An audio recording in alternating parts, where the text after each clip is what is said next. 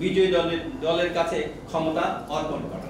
আমরা বলেছি ক্লাস 5 এর পরে যদি কোনো অভিভাবক, আমরা শিক্ষার্থী জিনিসটা পড়ে নিই, আমি একটু লম্বা ছিল তো, ক্লাস 5 এর পরে কোনো অভিভাবক যদি মনে করে তার সন্তানকে ক্রাফটস অর্থাৎ কারিগর হিসেবে গড়ে তুলবে, এটা কিন্তু অপশনাল, বাধ্যবাধকতা না। ক্লাস 5 কিন্তু হচ্ছে বাধ্যবাধকতা। প্রাইমারি স্কুল থেকে সার্বজনীন এবং বাধ্যবাধকতার কথা আমরা বলছি, তখন তারা ওটাকে সেই কারিগর হিসেবে গড়ে তুলতে পারে। এবং জার্মানিতে খুবই চমৎকারভাবে ফাংশন হচ্ছে। এবং জার্মানিতে এটা কিন্তু সর্ববৃহৎ কারিগর পেশাজীবী গোষ্ঠী, এবং সেখানে হায়ার মিডল ক্লাসরাও কিন্তু উল্লেখযোগ্য অংশে কিন্তু তারা ওখানে অবস্থান করছে। এটা আমাদের এখানে যেটা ক্লাস, এটা ক্লাস, এটা কোনো ওইভাবে প্রাতিষ্ঠানিক পাইনি। আমরা প্রাতিষ্ঠানিক কাঠামোর মধ্যে যেন এই জিনিসটাকে নিয়ে আসে, এবং ইন্টারমিডিয়েটে পরে কিন্তু প্রফেশনাল কোর্সের কথা আমরা বলছি। কারণ প্রফেশনাল কোর্স করতে হলে তাকে ফিজিক্স, কেমিস্ট্রি, ম্যাথমেটিক্সের বেসিক জ্ঞানটা থাকতে হবে। হত্যাকাণ্ডের ঘটনার পর যে সুশাসনের দীর্ঘ আলোচনা, দীর্ঘদিন সুশাসনের অভাবে একটা স্বৈরাচারী ব্যবস্থা, একটা ফ্যাসিজম, এটা বলতে গেলে I am dead to utter this post 1990 থেকে সুশাসনের অভাব, দলবাদিতা, inability of social state life, politicisation, PSC থেকে শুরু করে সব জায়গায় এটা হয়েছে। জিয়া পরিষদ, বঙ্গবন্ধু পরিষদ, সেটা শুরু হয়েছে, সেটা সমাপ্তি করছে এই 5ই আগস্ট। তো আমাদের বিচার বিভাগে বিচারক নিয়োগ এবং আমাদের যে ল অফিসার, আইন কর্মকর্তা, পিপি, এপিপি, জিপি, অ্যাটর্নি জেনারেল সহ deputy attorney general, chief prosecutor, এগুলো নিয়োগের ব্যাপারে কোনো নিয়ম নীতিমালা নাই, বারবার চেষ্টা করা হয়েছে। এবং বিচারক নিয়োগে কোনো সুনির্দিষ্ট নীতিমালা এখন পর্যন্ত হয় না।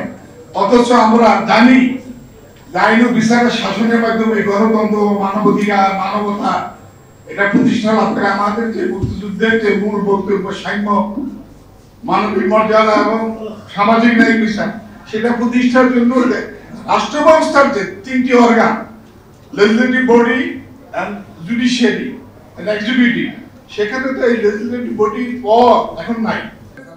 হত্যাকাণ্ডের ঘটনার পর কি থাকবে? বাধ্যতামূলক বিপ্লব, একটি অভ্যুত্থানের মধ্য দিয়ে একটি সফল পরিণতি ঘটেছে এবং আমাদের দেশের থেকে স্বৈরাচার পতন ঘটেছে।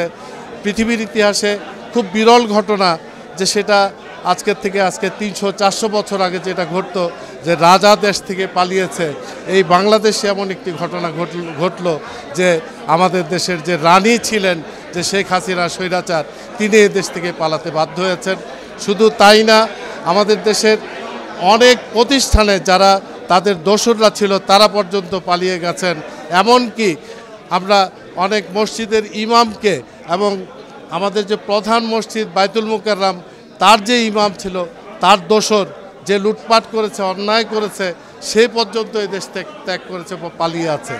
এমনি অবস্থার মধ্যে আমরা আজকে এই 8ই সেপ্টেম্বর আমরা জনগণের সঙ্গে কাজ করার জন্যে এই পরিবর্তনের লক্ষ্যে জনসমাজ নাম দিয়ে আমরা একটি সংগঠনের সূত্রপাত করেছি। তত্ত্বাবধায়ক সরকারের কাছে অবশ্যই কিছু প্রত্যাশা আছে।